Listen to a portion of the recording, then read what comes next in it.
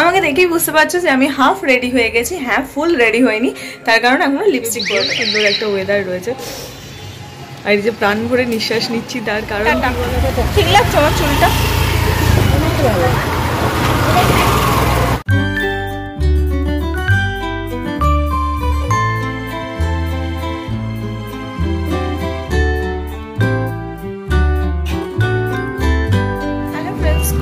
Welcome back to my channel with a new blog. আজ হচ্ছে সোমবার আর ঘড়িতে এখন বাজছে সকাল 8:30।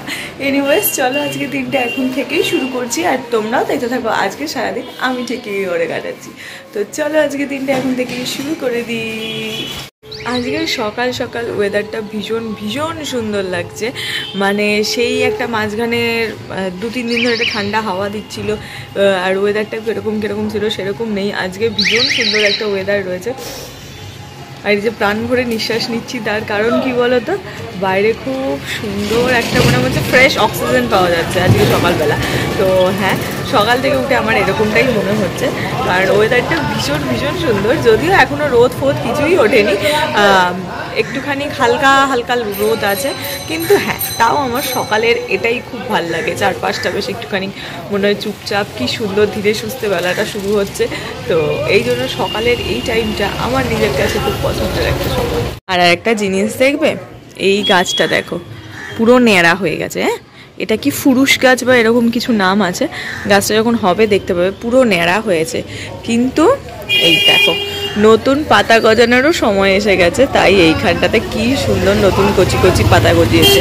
আর ওভারঅল গাছটা কিন্তু তুমি দেখো পুরো ন্যাড়া, মনে হবে যেন একটা শুকনো কোনো ডালকে আমি এভাবে দান করিয়ে রেখেছি, কিন্তু না, এটা গাছটা আমি ফেলতে পারছি না, তার কারণ এই যে শুকনো ছোটো ছোটো ছোটো ছোটো পাতা বেরোচ্ছে। তো সেই কারণে দেখা যাক গাছটা কি হয়।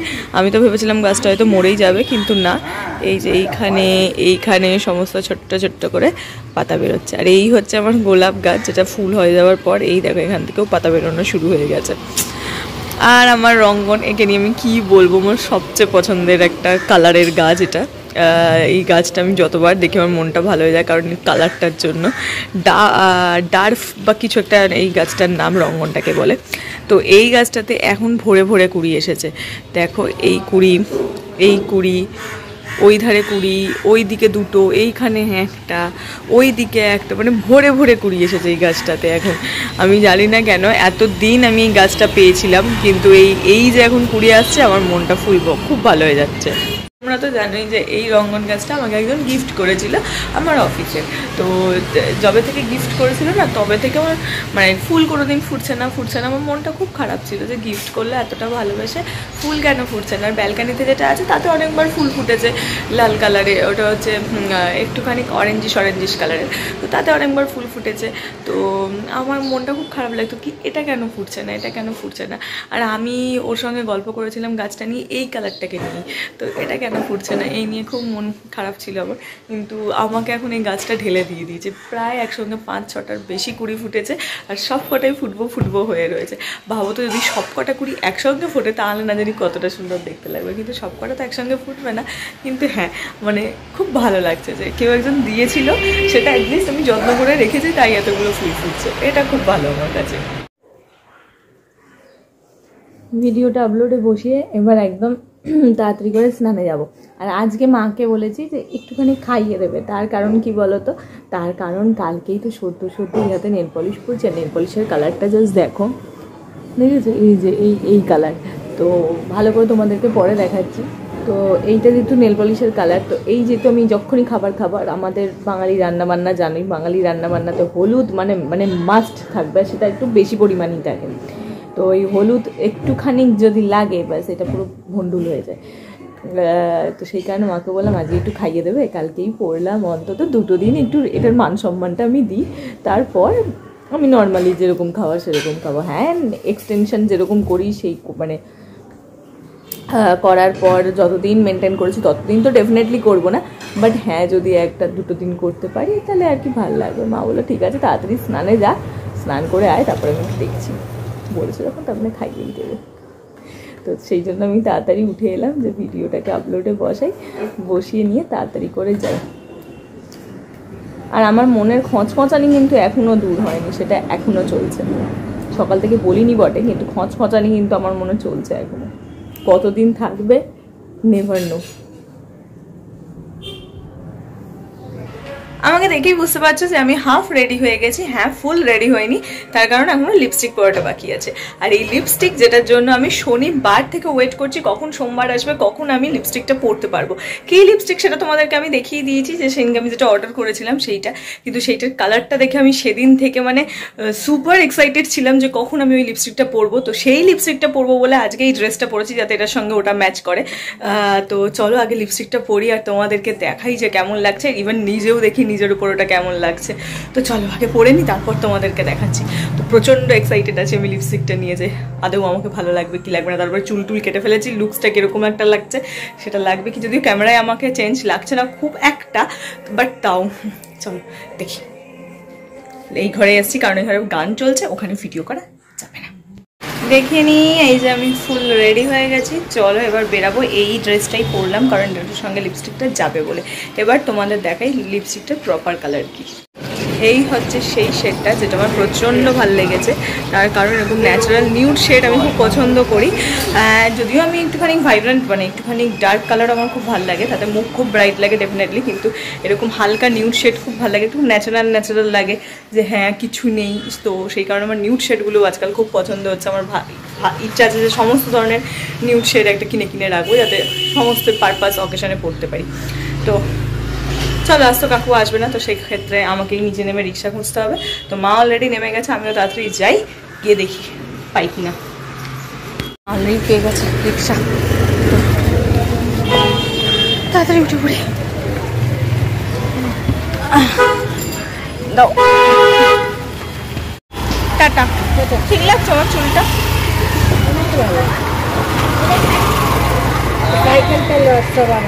ও আজকে সাইকেল দিয়েছে। টাটা। কাকু বলছে তোমার ঠান্ডা লাগছে?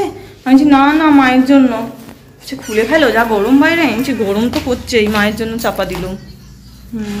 ওই জন্য যাক ঘরে এলাম। বাবারে প্রচণ্ড গরম করছে। চুলটা মায়ের জন্যই সত্যি চাপা দিলাম, না চাপা দিলেই হলো। ইনস্টামার্ট থেকে কি এসছে?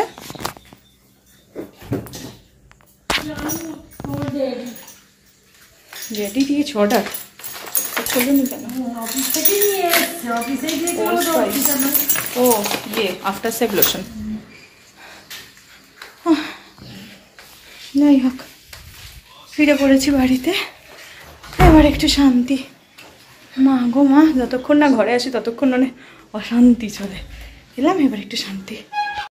ভূত মনে হচ্ছে কি? না না, আমি ভূত তো নই। আমি জাস্ট কফির একটা ফেস প্যাক আছে, সেটা একটু অ্যাপ্লাই করলাম, পরে খানিকক্ষণ বসবো, বসে ক্লিন করে নেব। ওই আমার একটু মনে হচ্ছে যেন কোথাও স্কিনটায় প্রবলেম আছে, তো করলাম। আর এখন এটা আমাকে কন্টিনিউ দেখতে পাবে, কারণ আমি স্কিনে সেভাবে একেবারে যত্ন নিতে পারি না। আর আমার মতন যাদের পচা স্কিন, হ্যাঁ আমি পচাই বলবো, খুব পচা স্কিন, তাদের জন্য স্কিন কেয়ার মাস্ট। আর পুরোটাই হোম রেমেডিতে যদি হয়, আমার মনে হয় দি বেস্ট সেটা হয়। হোম রেমেডিতে যে কোনো স্কিন কেয়ার হচ্ছে সবচাইতে ভালো হয়। তো আমি এখন স্কিন কেয়ারের মধ্যেই আছি, তো এইভাবে খানিকক্ষণ থাকি, তারপর গিয়ে ক্লিন ওয়াটারে এটাকে ধুয়ে দেবো। এখন ডিনার করার পর একটু জানলার পাশে দাঁড়িয়ে রয়েছি। জানি ভূতের মতন লাগছে, কারণ এই যে পর্দাটা আর কি দেওয়া রয়েছে, তো এখানে দাঁড়িয়ে এই যে এই রাস্তার আমি লোকজন একটু দেখছি। খানিকক্ষণ দেখি, পেছনে গান চলছে, বেশিক্ষণ ভিডিও করতে পারবো না। কি বলি বলো তো, যতবার নিজের মুখটা ক্যামেরায় দেখছি বা আয়নায় দেখছি, ততবার বুকটা ছ্যাঁত করে উঠছে। মানে চুল বুঝতে পারছো, এই আমার পুরো এই পেট পর্যন্ত এই লেন্থটা থাকতো, সেটা এইখান থেকে এইখানে উঠে গেছে। এটা যে আমার কাছে কি একটা প্যানিক অ্যাটাক হচ্ছে থেকে আমি তোমাদের বলে বোঝাতে পারবো না। মানে আমি যতবারই দেখছি, আমাকে সবাই কিন্তু বলছে দেখতে ভালো লাগছে, আমার সামহাও যেন কখনো কখনো নিজের মুখটা নিজের ভালো লাগছে থেকে সবসময় লাগছে সেটা না। কালকেই তোমাদের বললাম প্যানিক অ্যাটাক হচ্ছে থেকে যখনই দেখছি ওরে চুলটা এইটুকুনি, তখনই বুকটার মধ্যে কেমন করছে, আর খালি চুলটা করছে, ওরে তুই বান্না রে। আজকে আমি এক্ষুনি মাকে বলছি, মা দেখো তো পেছনটা একটু বড় বড় লাগছে। মা বলে মাথা খারাপ, তোর কাল কেটে আজ কি করে চুল বড় হয়? আমি জানি না, আমার মনটা সত্যি খুব খারাপ লাগছে। কবে বড় হবে? আমি এখন লিটারালি ওইভাবে দিন গুনছি কবে বড় হবে। আর দোলে যেন ছবিগুলো আমার একটু সুন্দর ওঠে সেইটা ডাকছি, তার আগে অন্তত কিছুটা বড় হয়। আমি তার জন্য যা প্রিকশন নেওয়ার জন্য মাকে সব বলে দিয়েছি, ক্যাস্টার অয়েল আনা, জবা ফুল আনা, যা রয়েছে সব কিছু আমি বলেছি আমার মাথায় লাগিয়ে ফেলো, যাতে এনি হাও পরের মাসের মধ্যে চুল বড় হয়ে যায়।